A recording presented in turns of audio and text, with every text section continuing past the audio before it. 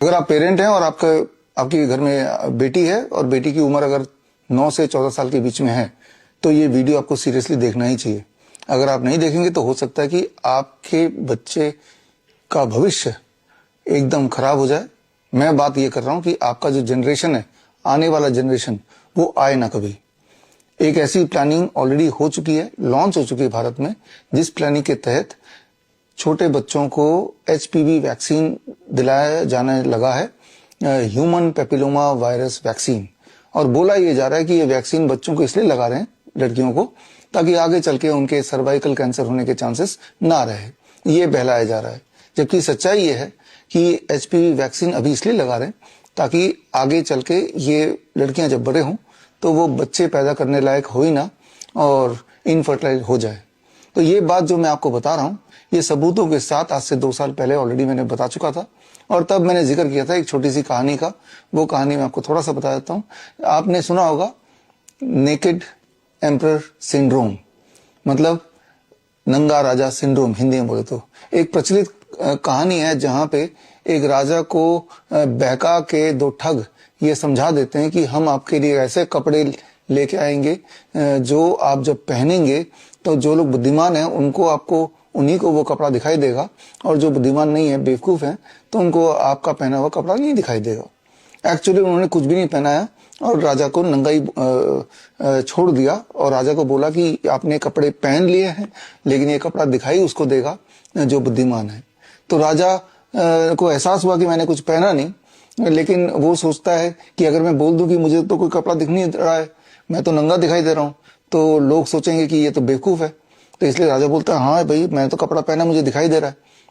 और यही बात पूरे उसके साम्राज्य में फैल गया कि राजा ने एक इनविजिबल कपड़ा पहना लेकिन दिखाई उसको देगा जो कि बुद्धिमान होगा। और राजा नंगा ही निकल गया अपने साम्राज्य में ये देखने के लिए कि देखता हूं किस किस को मेरे कपड़े दिखाई दे रहे हैं, और ये भी समझ जाऊंगा कि कौन कौन हमारे साम्राज्य में इंटेलिजेंट है और कौन बेवकूफ है। और राजा के हाँ में हाँ मिला के दरबारी से लेके जनता बोलने लगी, राजा आपने तो बहुत शानदार कपड़े पहने, आपने तो बहुत शानदार कपड़े पहने, जबकि सच्चाई ये थी राजा ने कुछ पहने ही नहीं था। और तभी एक बच्चा एकदम से भीड़ में चिल्ला के बोलने लगा, अरे राजा तो नंगा है, राजा तो नंगा है। और देखा देखी और भी बच्चे चिल्लाने लगे और अल्टीमेटली सबके बीच में पर्दाफाश हो गया और सबको ये पता चल गया कि एक्चुअली राजा ने कुछ पहना नहीं है, लेकिन कोई भी सामने आके पहले बोलने की हिम्मत नहीं कर रहा था सच्चाई। उस दिन राजा की आंखें खुली, लेकिन तब तक वो ठग राजा से बहुत सारा पैसा लूट के जा चुके थे। तो वो कहानी का कॉन्टेक्स्ट इस एचपीवी वैक्सीन में जो षड्यंत्र है उससे जुड़ा हुआ है, वो आगे आपको मैं बताऊंगा। एक और कॉन्टेक्स्ट है जिसको आपको थोड़ा समझना पड़ेगा, थोड़ा धैर्य रखना पड़ेगा। मामला आपके आने वाले जनरेशन का है, वो जनरेशन आएगा या नहीं आएगा इसका है, इसीलिए थोड़ा पेशेंस रखिए। समझाने के लिए छोटा सा उदाहरण, मान लो मैं एक टीका आविष्कार करता हूं और बोलता हूं आपको कि ये टीका अगर बच्चे को आप लगा देंगे अभी जब वो बच्चा है 9 से 14 साल के बीच में, तो आज से 50 साल बाद भी बच्चे के बाल सफेद नहीं होंगे, काले ही रहेंगे, ऐसा आपको बोल दूं तो आप मेरी बात मान जाएंगे? आप तो बोलेंगे ना कुछ एविडेंस दिखाओ, कोई सबूत दिखाओ।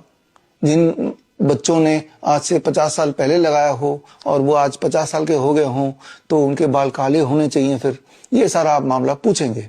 और उस वैक्सीन का नाम रख दूं FBH, forever black hair vaccine, FBH, और प्रोपेगेट करूं, प्रोपेगेंडा मीडिया में डाल दूं और सबूत ना दिखाऊं, तो आप बोलेंगे पहले सबूत लाओ कि अब अगर मैं अपने बच्चे को ये टीका लगा दूं तो 50 साल बाद भी उसके बाल सफेद नहीं होंगे, और ये भी सबूत लाओ कि उसका कोई दुष्प्रभाव भी नहीं होगा।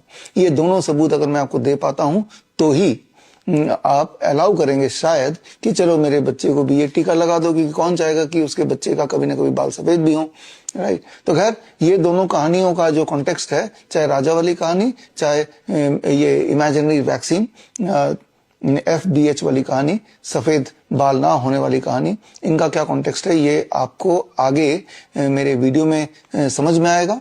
फिलहाल मैं ये मान के चल रहा हूं कि आप अभी भी प्रोपेगेंडा मीडिया देखते हैं, आप अभी भी अखबार पढ़ते हैं, तो आपने ऑलरेडी देख लिया होगा कि भारत में HPV वैक्सीन का ड्राइव मुफ्त में भारत के बच्चों को लगना शुरू हो गया है। ये सारी प्लानिंग हो ही चुकी है। पहले तो चल रहा था स्मॉल स्केल पे, अब चलेगा लार्ज स्केल में। यानी कि जो लोग इस षड्यंत्र में आ जाएंगे, जो बच्चे आने वाले समय में वो बांझ ही बनने वाले हैं, इनफर्टाइल ही होने वाले हैं। तो ये जो भी बात मैंने बताई है, ये सारी बातों का सबूत देखे बिना आप फैसला मत कीजिए। इन सारे बातों का सबूत देखने के लिए आज से 2 साल पहले 23 जुलाई 2024 में, यानी कि चंद्रशेखर आजाद जयंती के दिन, बाल गंगाधर तिलक जयंती के दिन मैंने ये वाला खुलासा कर दिया था। 2 साल पहले कर दिया था, लेकिन आज एक बार फिर से आपको वही वाला खुलासा देखना चाहिए, क्योंकि मुझे पता है कि जो पब्लिक है उनकी मेमोरी बड़ी शॉर्ट होती है, और ये बात मुझे ही पता है, प्रोपेगेंडा मीडिया को ही पता है। इसीलिए मैं एक बार फिर याद दिला देता हूं। तो आगे 2024 वाला मेरा पूरा वीडियो देखिए, सारे एविडेंस देखिए, सारे एविडेंस डाउनलोडेबल है, जो मैं एविडेंस दूंगा, और सारे एविडेंस डाउनलोड करने के लिए स्क्रीन पे दिए हुए लिंक में जाके जो एविडेंस दूंगा वो डाउनलोड कर सकते हैं। एक कहानी के रूप में वो मैं आपको समझाने की कोशिश कर रहा हूँ, जो आज से 2 साल पहले का वीडियो है उसको, ताकि आप उसको देखें, देखने के बाद फिर समझें, फिर फैसला सिर्फ ये ना लें कि भाई मेरी बेटी को ये वैक्सीन लगना चाहिए कि नहीं, HPV वैक्सीन, बल्कि फैसला दृढ़ निश्चय ये भी कर लें कि आज के बाद, इस वीडियो को देखने के बाद, जितने ऐसे परिवार को आप जानते हैं जहां पे 9 साल से 14 साल के बीच की उम्र के बच्चे हैं, उन सबको ये वाला इंफॉर्मेशन जरूर दें। ये आपकी रिस्पॉन्सिबिलिटी है। आप नेकेड एम्परर सिंड्रोम का हिस्सा ना बने, बल्कि मैं तो ये भी चाहूंगा कि आपके आसपास जितने भी ऐसे स्कूल हैं जहां पे ये ड्राइव चलने वाला है, या चल रहा है, या चल चुका है, वहां तक भी पहुंचिए, और जहां तक हो ये बात पहुंचाइए, बिकॉज ये मामला है हमारे फ्यूचर का।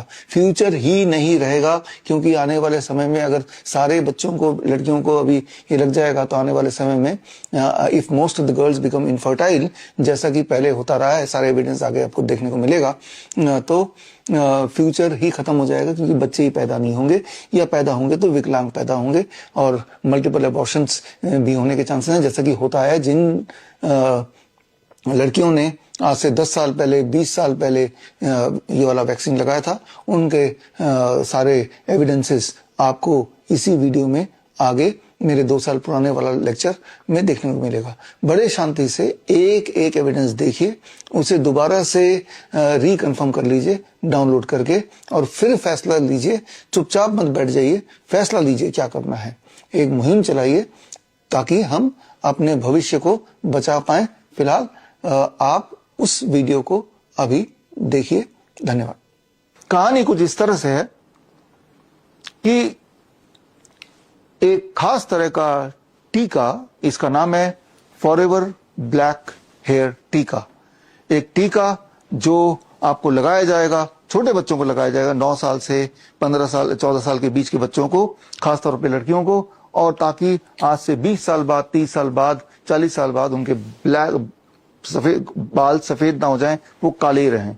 यानी कि एक खास तरह का टीका, मेरे हाथ में वो टीका है, और ये टीका है, ये वाला आप टेस्ट ट्यूब सैंपल देख रहे हैं, और ये टीका लेके उनके माथे पे लगा देंगे, छोटा सा टीका, और 9 साल से 14 साल के बच्चों को लगाया जाएगा।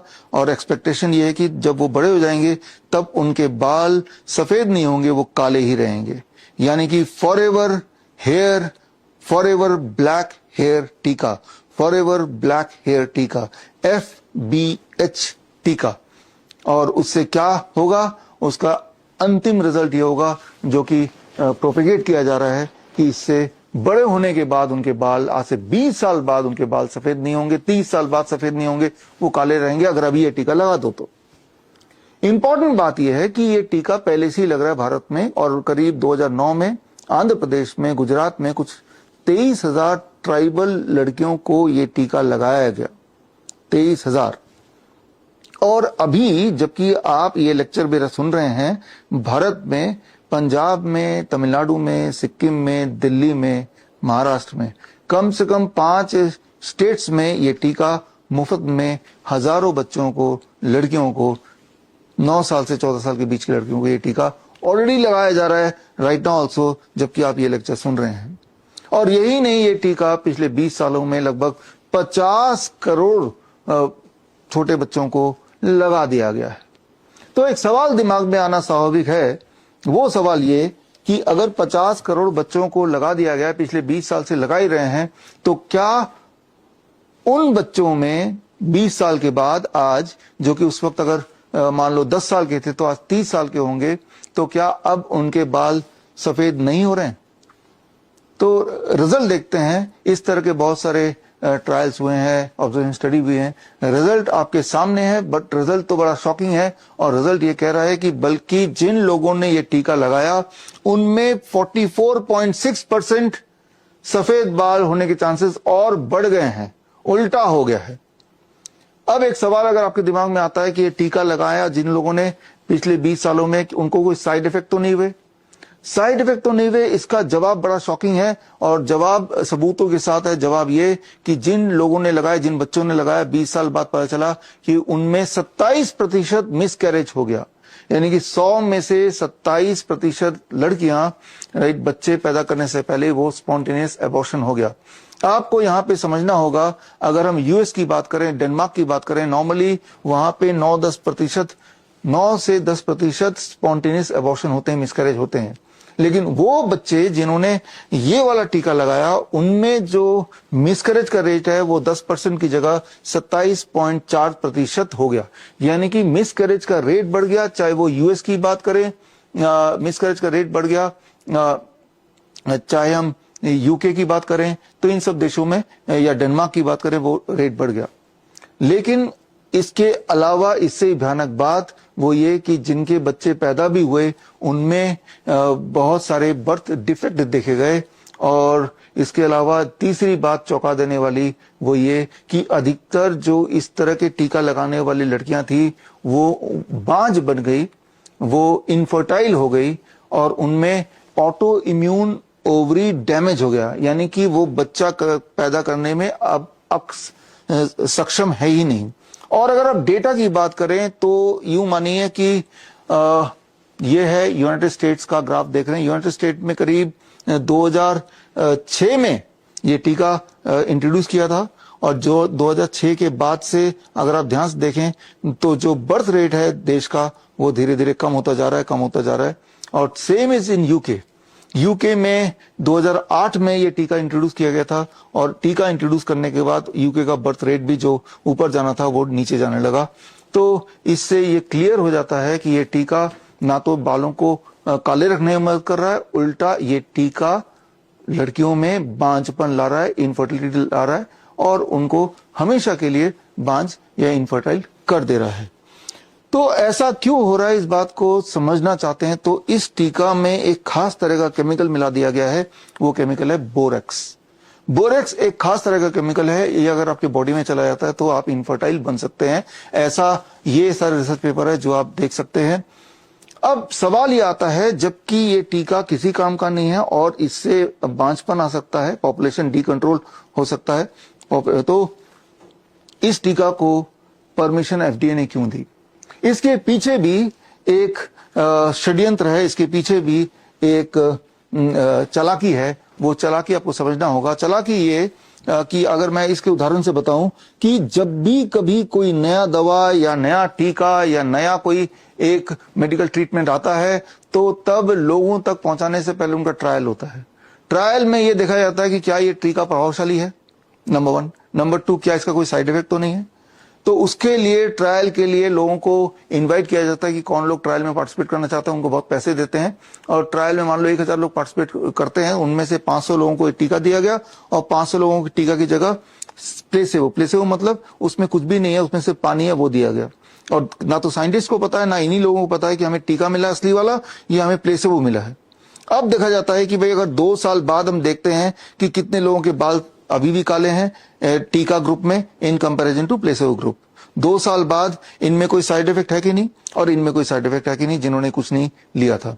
तो इस तरह से जब भी कभी दुनिया में कोई नई दवा आती है तो पहले उसका रैंडमाइज कंट्रोल ट्रायल होता है और रैंडमाइज कंट्रोल ट्रायल में एक ग्रुप में तो वो दवा रखी जाती है और दूसरे ग्रुप में प्लेसेबो रखा जाता है। प्लेसेबो मतलब कि दवाई देने का ढोंग, यानी कि टैबलेट देना है तो टैबलेट ना देके वो सिर्फ एक चीनी का छोटा सा टैबलेट का आकार बन जाता है और वो खिला देते हैं, उसको बोलते हैं कि भाई ये तो टैबलेट, ये तो असली वाला टैबलेट है। ताकि ना तो साइंटिस्ट बायस्ड हो, ना जिन्होंने वो जो ट्रायल के हिस्से में जो पार्टिसिपेंट है वो बायस्ड हो, इसलिए ये फॉर्मेट होता है। लेकिन चालाकी यहां पे की गई, जब FBH टीका को मंजूरी के लिए गए, और यानी कि फॉरएवर ब्लैक हेयर टीका को, तब उन्होंने क्या किया, चालाकी करके प्लेसेबो वाले ग्रुप में प्लेसेबो ना डाल के उसमें एक नई चीज डाल दी, इसका नाम रखा फॉक्सीबो। राइट, तो ये जो ग्रुप है जो प्लेसेबो होना चाहिए था, इसके अंदर फॉक्सीबो डाल दिया। फॉक्सीबो का मतलब है कि इसमें कुछ ऐसे केमिकल डाल दिए जो केमिकल आपको नुकसान पहुंचाएंगे, ये पहले से क्लियर है। जैसे एल्युमिनियम डाल दिया, इसमें भी बोरेक्स डाल दिया, इस तरह के कुछ अंश डाल दिए। यानी कि अब जब ट्रायल हो रहा है, वो ट्रायल हो रहा है बिटवीन द रियल FBH टीका and not the placebo and the foxibo. और ट्रायल के अंत में ये बताया गया कि भाई देखो जी, इससे साइड इफेक्ट तो हो रहे हैं, करीब 50% जिन लोगों ने लिया उनमें साइड इफेक्ट हो गए, लेकिन इस ग्रुप में इससे भी ज्यादा साइड इफेक्ट है। इसका मतलब ये बड़ा अच्छा है। तो इसमें साइड इफेक्ट है, लेकिन इसमें भी साइड इफेक्ट है, और ये इससे ज्यादा अच्छा है। राइट, इस तरह का एक ट्रायल बना दिया, एक बोगस ट्रायल, और उस ट्रायल को बेसिस मान के FDA ने एक हरी झंडी दे दी। और ये ट्रायल का पूरा, अगर आपको सब कुछ पढ़ना है उसके बारे में, तो ये एक मैनुअल है जो उसी कंपनी का है, मर्क कंपनी का। ये मैनुअल आप पढ़ सकते हैं। मैनुअल डाउनलोड करने के लिए आप ये लिंक यूज कर सकते हैं। तो जो मैं आपको बता रहा हूं ये एक फिक्शन लगेगा आपको, लेकिन ये आज की सच्चाई है, किस तरह से ट्रायल हुए और किस तरह से ट्रायल एक दिखावा करके ये टीका को लाया गया फॉर द कॉमन मैन। तो अब जबकि 20 साल लगभग हो चुके हैं इस टीका के आए, और जबकि 50 करोड़ डोजेज लग चुके हैं, तो जाहिर सी बात है लाखों करोड़ लोगों को इसका साइड इफेक्ट हो चुका होगा। बहुत सारे करोड़ों या लाखों लड़कियां ऑलरेडी बांझ बन चुकी होंगी, कई लोगों की साइड इफेक्ट से मृत्यु हो चुकी होगी। तो क्या दुनिया भर में इस टीका के खिलाफ कानूनी कार्रवाई हो रही है? जवाब है हाँ। और अगर आप वो कानूनी कार्रवाई क्या है ये जानना चाहते हैं, तो मैंने पूरे दुनिया भर के इस टीका के विरुद्ध जो कानूनी कार्रवाई हुई है वो मैंने लिस्ट किया है। ये देखिए, अलग अलग देशों में जो कानूनी कार्रवाई हो रही है वो यहाँ पे एक एक करके मैं आपको दिखा रहा हूँ। और ये दुनिया भर में नहीं, भारत में भी हुआ है। भारत के सुप्रीम कोर्ट में भी केस गया है 2014 में।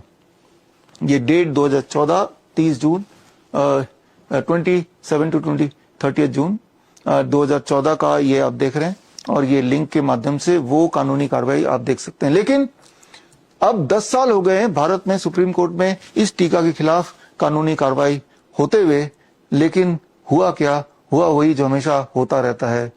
तारीख पर तारीख, तारीख पर तारीख, तारीख पर तारीख, तारीख पर तारीख मिलती रही है, लेकिन इंसाफ नहीं मिला मिलोड, इंसाफ नहीं मिला। मिली है तो सिर्फ ये तारीख पे तारीख। और वो तारीख पे तारीख तो एक तरफ चली रही है, और दूसरी तरफ प्रोपेगेंडा मीडिया अभी भी इस टीका को प्रमोट कर रहा है और इसको हर इंसान तक पहुंचाने के जिद पे अड़ा हुआ है। हर बच्चे के बॉडी में इस टीका को पहुंचाने में पड़ा हुआ है।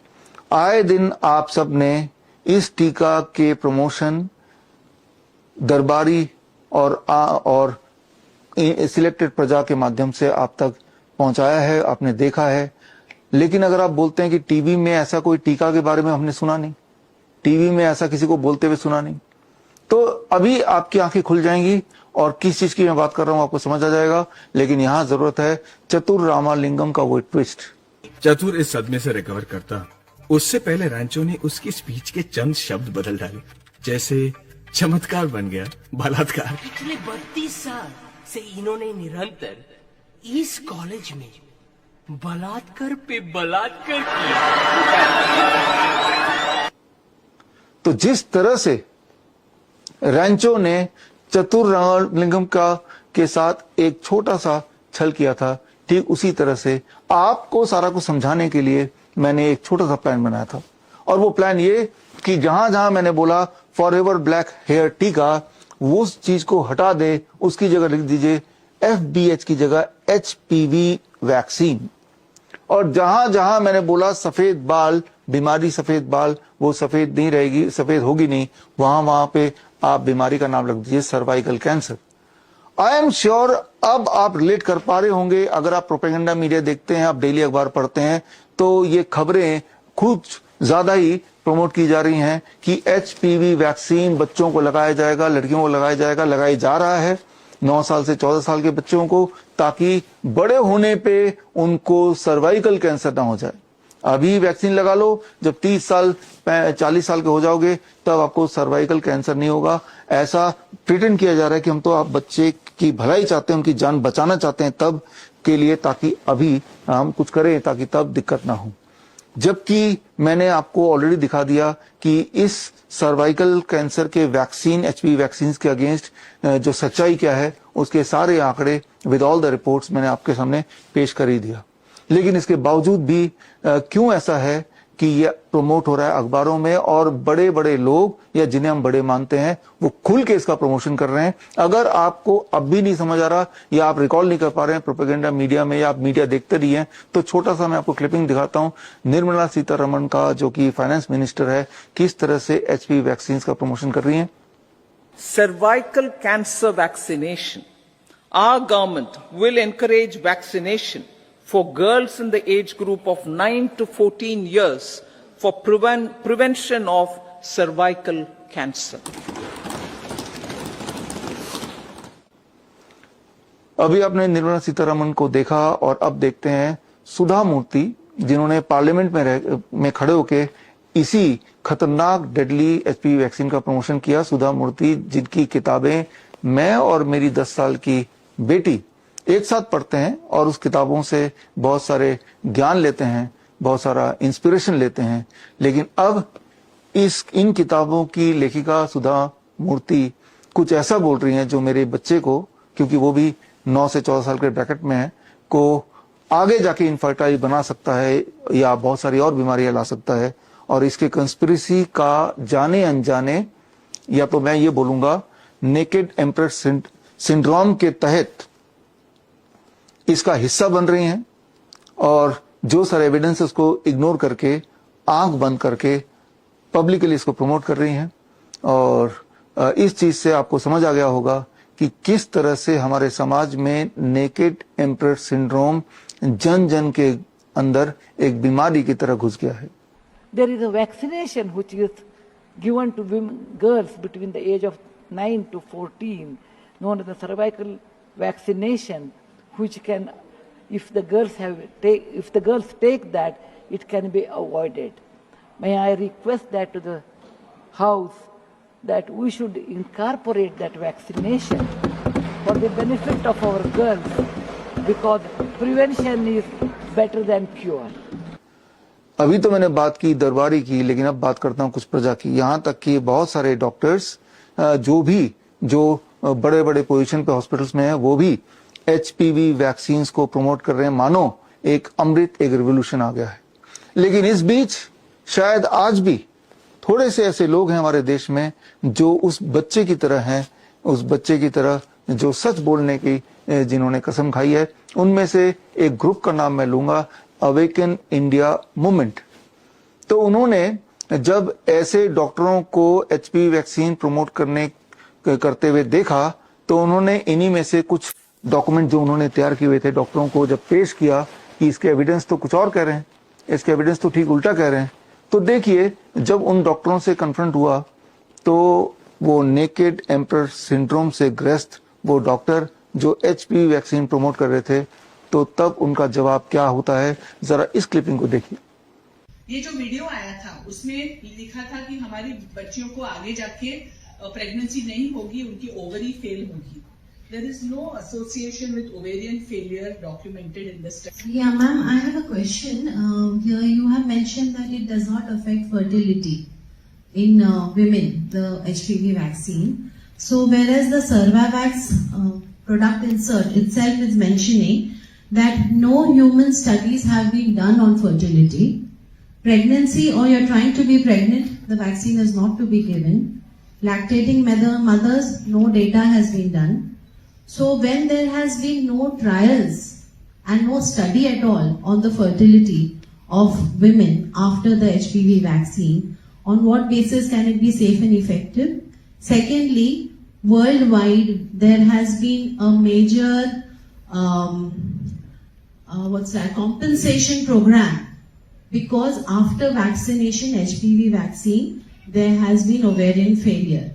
It is a recorded major compensation has been given for ovarian failure after the HPV vaccine. And whereas this Cervavax product insert says there has been no testing, no studies. What you're saying about there are no longitudinal studies. No studies at all. That is because, for example, when you are, even with COVID, for example, there was so much thinking, does COVID cause menstrual problem? Does it cause problems in fertility? We don't know, because we don't have that much data. So yes, there are not I would absolutely agree with you that we do not have studies. So we need to be a little objective, and we have to look at the greater good. And overall, you have to believe and understand the information properly and then move forward. No, but ma'am, agree. Belief is fine, but it has to be on data, because your claim said that it does not affect fertility, but there has been no studies at all on that. तो अब तक आपको ये समझ आ गया होगा कि किस तरह से अगर प्रजा में, दरबारियों में नेकेड एम्परर सिंड्रोम आ जाए तो किस तरह से वो समाज के लिए नुकसानदेह हो सकता है, जानलेवा हो सकता है, एक खतरा हो सकता है। तो खैर, टू कंक्लूड दिस, आपको सिर्फ ये करना है कि ये journal of royal society of medicine, जो कि 2020 में आया था, इसमें जब से एचपीवी वैक्सीन लॉन्च हुआ तब से लेकर अभी तक का क्या रिजल्ट निकला, वो इसमें रिसर्च रिपोर्ट है। इसे पढ़ लीजिए तो आपकी आंखें खुल जाएंगी, आपके रोंगटे खड़े हो जाएंगे और आपको उसकी सच्चाई पता करना भी, समझना भी आसान हो जाएगा। लेकिन इन सब के बावजूद भी, जबकि इस तरह के एविडेंस बिल्कुल क्लियरली धरातल पे हैं, इन सब के बावजूद भी आज भारत में सीरम इंस्टीट्यूट ऑफ इंडिया, ये वही नाम है जिन्होंने आपको वो 2 खुराक दिए थे, जो कोविड के वैक्सीन लगाए थे, जिसकी वजह से अब सच्चाई सामने आ गई। आपको पता ही है कि लोग किस तरह से खड़े खड़े बैठे बैठे दम तोड़ रहे हैं, कार्डियक अरेस्ट, हार्ट अटैक का शिकार हो रहे हैं, जैसा कभी पहले ह्यूमैनिटी में नहीं देखा गया। और अब तो सीरम इंस्टीट्यूट ऑफ इंडिया ने बता भी दिया, एक्सेप्ट भी कर लिया कि हमें पहले से ही पता था, लॉन्च करने से पहले, कि आगे अगले 1-2 साल में यही होने वाला है, लेकिन इन्होंने वो छुपाया। लेकिन प्रॉब्लम उनकी नहीं है, प्रॉब्लम आपकी है, इस देश के नॉर्मल नागरिकों की है, कि जब ये पता चल गया है कि यही कल्प्रिट है और वो मान भी रहा है, तब भी हम में, आप में इतनी हिम्मत नहीं है उस छोटे बच्चे की तरह खुल के बोलें, जागरूकता फैलाएं कि इन पे भरोसा ना करें एंड इनको प्रोसिक्यूट किया जाए। लेकिन आज समाज में वो नेकेड एम्परर सिंड्रोम कूट कूट में हर एक के जहन में बस गया। इसीलिए जब इस टीका का साइड इफेक्ट से आपके परिवारजनों में अगर डेथ हुई या साइड इफेक्ट आपको आए, इसके बावजूद भी मुंह खोलने को, सच बोलने को ना तो तैयार हैं, ना उसको देखने को तैयार हैं। आप विलफुली उस सफेद झूठ का पार्ट बन के ही रह गए हैं, जिसकी वजह से समाज यहां पहुंच गया है। और मैं आपको बोल दूं कि अगर एचपीवी वैक्सीन भारत के हर लड़कियों को लग जाए तो आने वाले दिनों में अगला जनरेशन आ पाएगा कि नहीं ठीक से, ये बोलना बहुत मुश्किल हो जाएगा। यहां पे जब सीरम इंस्टीट्यूट ऑफ इंडिया ने यही एचपीवी वैक्सीन को भारत में लॉन्च किया, तो इन्होंने भी ट्रायल किया, क्योंकि ट्रायल पहला स्टेप है कोई भी चीज लॉन्च करने से पहले, मेडिकल चीजों को। ट्रायल का नतीजा अगर आप देखेंगे, इसमें जाके आप ट्रायल का नतीजा देख सकते हैं, ये मैंने पूरा दे दिया इनका लिंक। और ट्रायल का नतीजा ये कहता है कि ट्रायल में जिन लड़कियों ने ये इनका बनाया हुआ एचपीवी वैक्सीन लिया, उसमें लगभग 48%, यानी कि हर दूसरे लड़की को adverse side effect, adverse reaction हुए। एडवर्स रिएक्शन क्या हुए, उसकी जो लिस्ट है वो ये लिस्ट है, और उसकी लिस्ट में अगली लिस्ट ये है, ये 2 लिस्ट है। इसमें आप देखेंगे ये लगभग हर तरह की बीमारियां उनको हो गई, और ये साइड इफेक्ट का ही पार्ट है। और ये 2 साल के ट्रायल में ये सारे साइड इफेक्ट देखे गए। कितने लड़कियों में? लगभग हर दूसरे लड़की, 50%, 48% टू बी वेरी प्रिसाइज। इसके बावजूद भी ये एचपीवी वैक्सीन जो सीरम इंस्टीट्यूट ऑफ इंडिया ने बनाया है, ये वही कंपनी है जिन्होंने आपको 2 खुराक दिए थे, जो आज भी पछता रहे लेकिन ओपनली आप बोलने को तैयार नहीं। और ये वैक्सीन भी अब पूरे जोर शोर से प्रोपेगेंडा मीडिया के माध्यम से प्रमोट किया जा रहा है। इसके पीछे का मकसद क्या है? इसके पीछे का बड़ा क्लियर मकसद है। आपको ये समझना होगा कि जैसे मैंने बताया, पिछले लगभग 20 सालों में मर्क कंपनी ने अपने 50 करोड़ से ज्यादा डोजेस एचपीवी वैक्सीन के पूरी दुनिया में बेचे हैं, जिससे उनकी कमाई हर साल की लगभग 30,000 करोड़ से लेके सेल 50,000 करोड़ तक की हुई है। और यहां पे ये भी समझना होगा कि मर्क जो है it has done all this business in partnership with their government. तो इसमें जिसमें सरकार को हिस्सेदारी मिले, एक मोटा रकम मिले, तो सरकार अक्सर आंखें बंद करने को तैयार हो जाती है at the cost of the citizen. और इसमें दोष सिटीजन का भी इक्वली है, बिकॉज आंखें तो आपकी भी बंद है। और मुझे पता है कि आज के इस लेक्चर के बाद सारे सबूत आपकी आंखों के बिल्कुल सामने आने के बाद भी ये आंखें लगभग बंद ही रहने वाली हैं, जब तक कि हमारे देश में चंद्रशेखर आजाद, बाल गंगाधर तिलक जैसे लोग दोबारा जिंदा ना हो जाएं, दोबारा पैदा ना हो जाएं। जबकि ये जो दिखावा किया जा रहा है कि सर्वाइकल कैंसर को हम बचाना चाहते हैं, इससे दुनिया को, देश को बचाना चाहते हैं, बच्चों को बचाना चाहते हैं, ट्रुथ ये है, अगर आप ये रिसर्च पेपर पढ़ें कि जैसे ही बेटर हाइजीन मिलता है, क्लीन वाटर मिलता है, इंप्रूव न्यूट्रिशन मिलता है, इससे सर्वाइकल कैंसर भी और बाकी सारे कैंसर भी अपने आप ही गायब होने लगते हैं। तो यानी कि अगर सही मायने में हमें ये चिंता है कि बच्चों को या बड़े होने के बाद उनको cervical cancer, for that matter कोई भी कैंसर ना हो, तो उसका जवाब भी यहीं पे है, इसी धरातल में। सिर्फ improve nutrition, clean water and better hygiene दे दो, तो उससे ही ये जो कैंसर के चांसेस, फॉर दैट मैटर किसी बीमारी के चांसेस बहुत कम हो जाते हैं। तो अगर तो गवर्नमेंट को या आपको या सोसाइटी को एज ए होल काम करना ही है, तो इस डायरेक्शन में काम करना है।